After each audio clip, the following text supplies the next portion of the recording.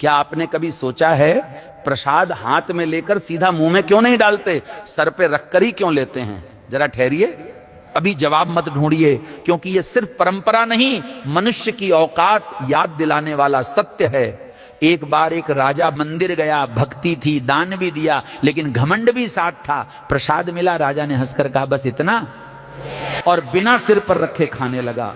उसी रात राजा के जीवन में ऐसा उलटफेर हुआ कि उसका सिंहासन डोल गया। तब गुरु ने कहा तू प्रसाद नहीं खा रहा था, तू भगवान की कृपा को साधारण समझ रहा था।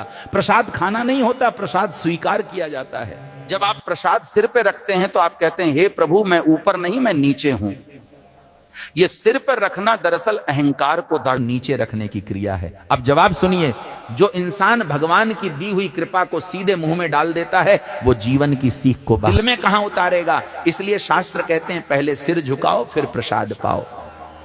और एक बात जरा ये भी सोचिए, प्रसाद हमेशा थोड़ा सा ही क्यों दिया जाता है, कभी थाली भरकर नहीं, क्योंकि भगवान पेट नहीं भरते, बुद्धि भरते हैं। प्रसाद की मात्रा कम होती है ताकि इंसान समझे कृपा गिनती से नहीं भाव से मिलती है। अब कहानी में वापस चलते हैं। राजा के पतन के बाद वही राजा एक दिन उसी मंदिर के बाहर भिखारी बनकर बैठा था। लोग उसे पहचान नहीं पाए, लेकिन पुजारी पहचान गया। पुजारी ने फिर से वही प्रसाद दिया। राजा कांपते हाथों से पहले सिर पे रखा और आंखों से आंसू गिर पड़े।